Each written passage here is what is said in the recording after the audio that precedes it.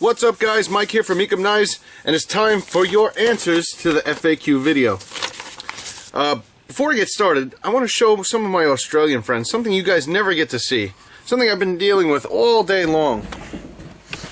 Now, I'm just going to pick you up real quick, flip you around, and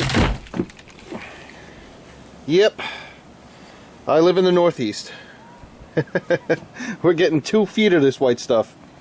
So it's been shoveling all day long and finally dug out the knife shop. Flip you around.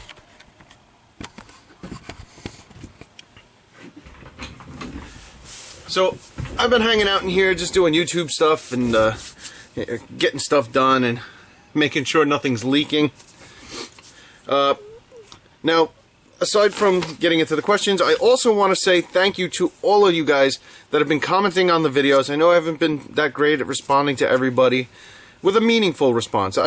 Anybody can just put thanks and move on to the next guy. But I want to write something meaningful to you, and it takes time. It takes a lot of time, and time is just something I haven't had a lot of lately.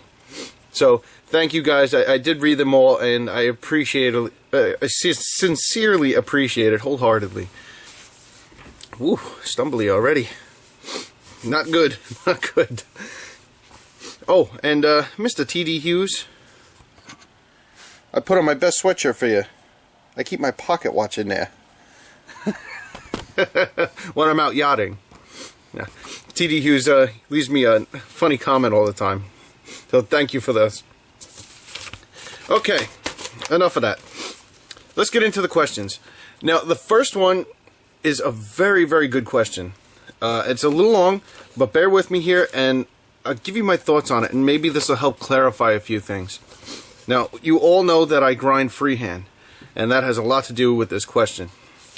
So, Fred L. writes, now, it's super long, so I'm not going to read the whole thing. I'm just kind of paraphrase it for him.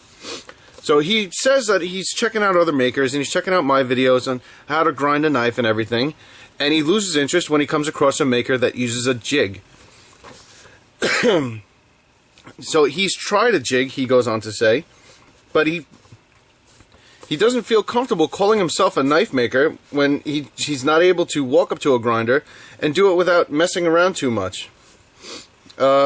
Just curious what you think about jigs. Here's the thing. He asks also, do I respect knife makers that use jigs? The answer is yes. Knife making isn't easy with or without jigs. In modern day, the way we make things, we're not doing hammer and anvil kind of stuff. That's the purists do stuff like that, and that's an art in itself. Now, with that art comes its own customer base. You know, there are people that think the way I do it, which is stock removal, by going to a grinder. They think that's cheating. They want to see hammer, anvil, that kind of stuff, the old way. Now, there are different levels of cheating, if you will. So, obviously, hammer and anvil being the very beginning. The way I do it is next. Then you got water jet, and then you got CNC stuff, and everything in between. But here's the thing, guys. If you don't learn freehand, I think you're doing yourself a disservice. Because jig grinding, while it is consistent, while it is easier, will help you make a nice consistent product. You can't do it with everything. Sometimes you might have an odd blade shape, you might have a one-off that you need to do, or let's say you just want to do a quick touch-up on something. If you don't learn freehand, now you got to make a jig, you got to set it up and do all this stuff. Excuse me. And then what? It's just wasted time at that point.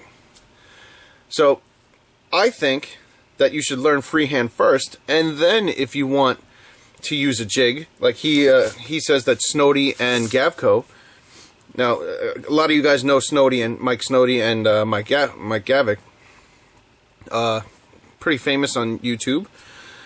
They both started out freehand, and now they both use jigs. And it's not that they don't know freehand, they're using jigs to make a consistent product and do it fast.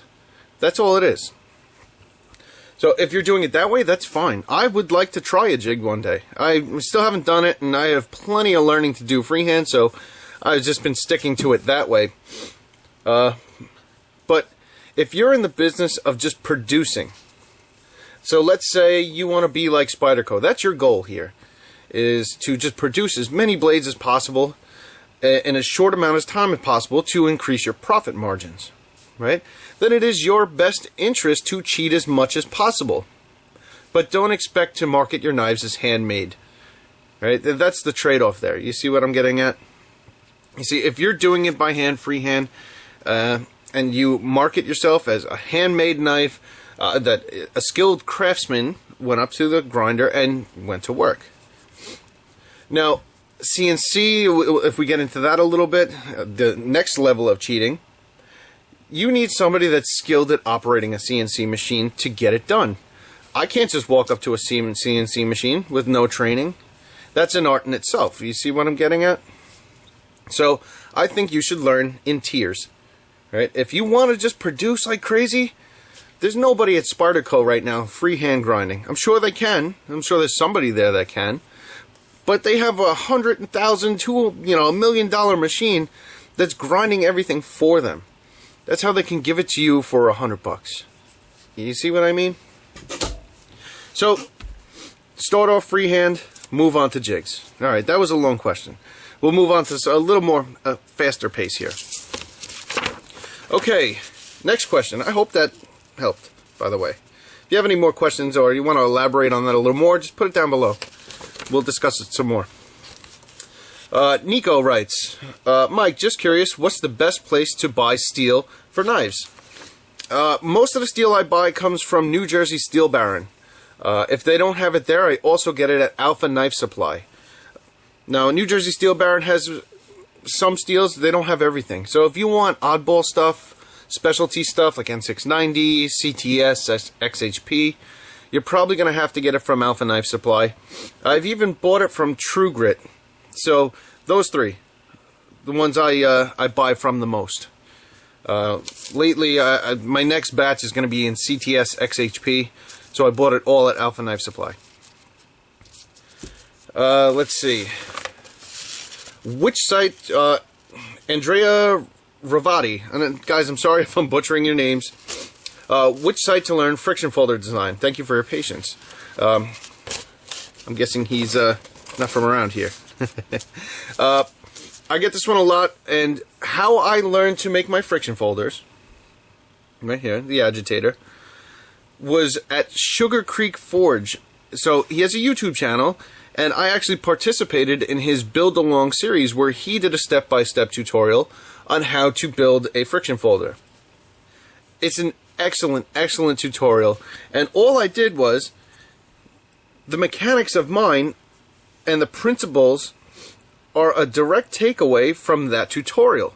I just made it my own. So obviously he didn't tell me how to make this blade and this style and everything, but the principle of it is directly from those videos, and I always tell everybody to check them out. They're still online.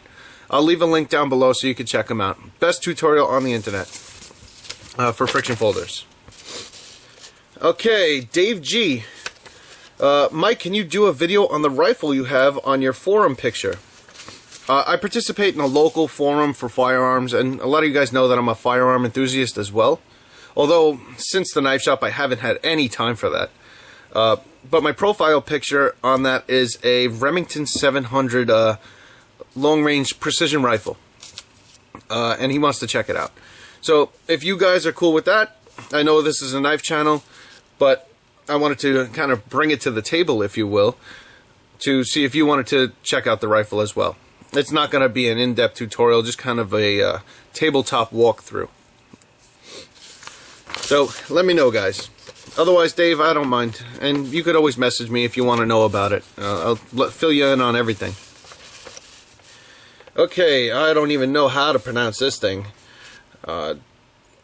DRKLUCAVI. Not even going to attempt it. I'll kill it. I'm sorry. Okay, if I may, I'd like to see a video on the Craftsman 2x42. Why it's good, how to make it better, and is it capable of other stuff? I'm actually looking to invest in a knife shop and would like to know as much as possible before I buy the belt grinder and haven't found much as of yet. Also, the FAQ video was pretty sweet and would like to see more for sure. Okay, you guys know I recommend the Craftsman 2x42 to all beginners. I tell you to skip the 1x30, it's just too hard to learn on, and go straight to the 2x42 for something budget friendly. Of course, you could skip all that altogether and buy a high-end grinder, but why? If you don't know you like it, it's 150 bucks. Just give it a shot. There are a few things, and unfortunately, I gave away my 2x42 to a local maker just getting started. So I can't show it to you on video, but there are a few things. Now, I'll bring you over to the Fear, the 454, and I'll show you and give you an idea of how it works. So pretend this is the 2x42, and you got your work rest, so let me just jam this in here. Come on. Okay. So let's pretend your work rest. Now the work rest on the 2x42 wraps around like a U. And you have to bolt it and unbolt it every time you want to take it off. It's not a just slide in type of deal. What you want to do for quick belt changes is cut off this ear. So the part that goes around this way, just cut that off. This way you get rid of the dust cover they have on the side that covers the belt. Throw that out too. What that does is allow you to make quick belt changes.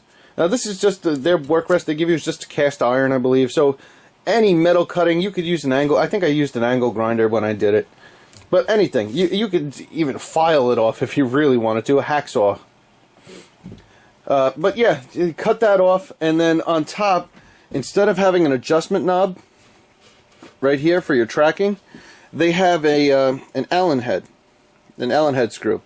Now you could fiddle with it with an Allen wrench, and I did for a while, or you could you weld something like a little piece of steel rod to it, or I've even heard in hardware stores you can get these to fit.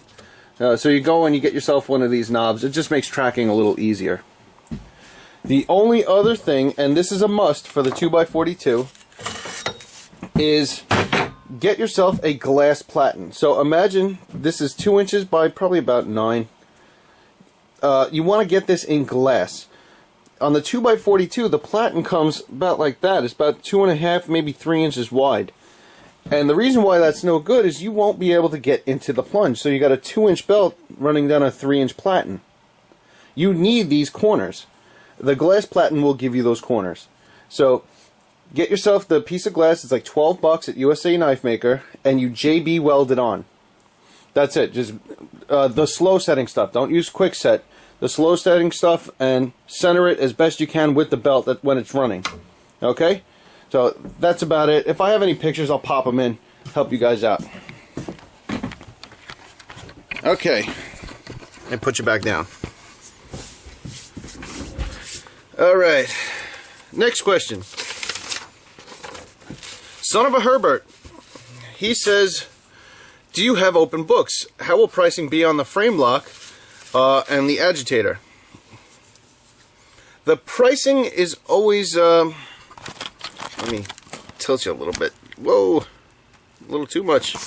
Okay, pricing on the agitator right here, and on something like the frame lock. It's not out here; it's inside. I'm sorry, not the agitator, the Diablo, the frame lock. I haven't done any of the math and figured out anything as far as the frame lock goes. Since it's not 100% finalized, like I said, it's still prototyped. It's pretty much done, so I don't even want to put an estimate out there. The way I do it is I will go through, and I have a list on my computer as a file of what it costs exactly to make that knife.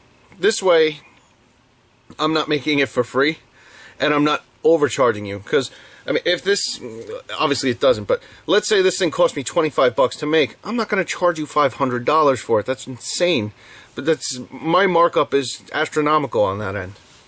Of course, I would like to make a buck or two so I could buy more materials and keep going. So I'm trying to find that happy middle ground. So you guys don't get beat up, and I don't take a beat neither. Now, I will say it varies between every single knife. So like this one, because it has the two materials, it's a lot more work. The two-tone blade to match the two-tone handle.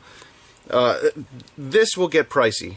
Now, to give you an estimate, this is probably going to be over $300, probably.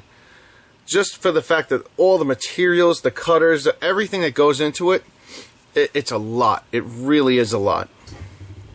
I'll do a separate video on pricing again. I did one a while ago, and back then I was only charging double cost. So this probably cost me, between materials and consumables and everything, probably $200. So maybe not that high, maybe about $150. I don't know. And then I would double it, and that would be my profit. My takeaway was double that. But if you do the math, I can make more working at McDonald's. I don't do it for the money. I do it because I love it. No, hopefully that made some kind of sense. Okay, next question. Bruce Carolash. Really dig the finish on the titanium and the acid wash on the blade. He's talking about the frame lock. Did you make a carbonizer out of a battery charger? Can you do a vid on carbonizing? I can do a vid on carbonizing, and I will. That's an easy one. But for right now, show you my carbonizer. Carbonizers are surprisingly expensive, but I bought this one. So a purpose-built tongue carb, and as you can see, this is a Dremel engraver. I don't know the electronics in it. I just gave the guy money, and he gave me this. There's that small one, and the high-end ones are extremely expensive. Even that was very expensive. But it works, and I needed it, so I just bought it. For those of you that don't know what a carbonizer does, it puts a thin layer of tungsten carbide on a titanium surface. Titanium is kind of a soft metal.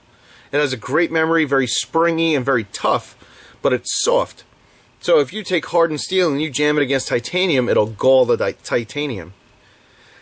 Carbonizing it, putting the layer of tungsten carbide on that mating surface, will toughen it up, so it won't gall as bad, which makes it so you don't have a sticky lock on something like a frame lock. So a lot of times they'll carbonize the lock face, and that's what I do with my frame locks. So that'll be a separate video, but hopefully that gives you an idea. Okay, next up, Steve Walker. Any chance for a smaller 7-inch version down the road, referring to the frame lock again? Yes. I know there are a lot of states in the U.S. that limit you to a 3-inch blade length.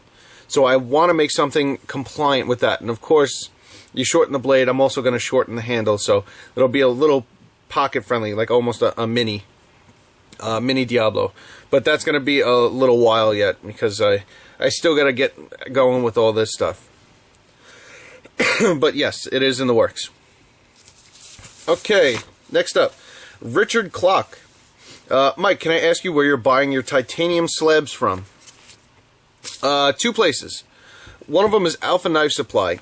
And if you do not have a way to finish your titanium, meaning grind it flat or everything, buy it from Alpha Knife Supply, because it comes with a nice finish on it, and it comes flat. Now, they have two grades on Alpha Knife Supply. They have standard grade and knife maker grade. Always, always, always, and I can't stress this enough, buy knife maker grade. Knife maker grade, what that means is, and I called them up to ask them this, it means it's flat. And you know how important flat is. So, buy knife maker grade every time. Standard grade, I bought a sheet of liner material in titanium, and it came like this. It's cheaper, but I see why. Pay the extra, get knife maker grade. The other one, if you need big sheets, I don't have any down here. If you need big sheets, I get it from American Metal Exchange. Is another one that you can get huge chunks of titanium at reasonable prices. Let's see. Next up, Slavic Telly, I think. I'm sorry if I butchered that. How do you mill your fullers, and what bit do you use? Now, for those of you that don't know, a fuller is this groove. Sometimes you guys call it a blood groove. How do I mill that out? And unfortunately, I don't know that there's too many other ways to do it, that small anyway. without a milling machine. So I could do a tutorial on it. I tried to shoot one and I lost the footage. So I'm due to do a tutorial on that as well. But as far as what bit to use, let's see. I use something like this. This is a little bit big, but this is a 4-flute carbide end mill. And the size I use is 3/16. You want stub length, so something short. This is not regular length, so stub length is a little shorter. Makes it a little more rigid, because all you're using is the ball end of the cutter. And then this spins, and you guide the blade under it. Get it? That's how a milling machine works. But for titanium or hardened steel, or even regular steel, 4-flute is the way to go, and carbide only. Don't even bother with high-speed steel. It's just going to do a burnout on your steel and make a mess. So definitely look into that. And these I get from, as you can see from the little tag on there, Lakeshore Carbide. Okay, next up. Now this one I get a ton of you guys have asked. Will you do a tutorial on the frame lock? The answer is yes, but I'm so new to it that I don't want to spread misinformation or give you guys bad advice or anything like that. So give me some time. Let me get a little better versed in it. You know, I've only successfully built one so far, so I don't feel right telling you guys how to make it when my experience is this big. All right, and the other one was, can you also show me how to make a tanto, how to grind a tanto? And it's the same answer. I've only successfully made one, and once I get better versed in it, I will certainly do a full tutorial on how to make both of those. Alright guys, I think that's about it. If you have any more questions, you pop them down below. We can, let me know if you want to keep this, this series going. Of course, I'm still going to do all my other normal videos, but like I said, 2016, I wanted to be a little more serious with knife making. So yeah, let me know if you want to keep up the series of FAQs. I just pop them down below, and then when there's enough questions, I'll shoot another answer session. Alright? Hopefully that wasn't too rambly. Well, it's me, so yeah, it was. Who am I kidding? Alright guys, well either way, thanks for hanging out with me in this snowstorm, and I'll catch you on the next video.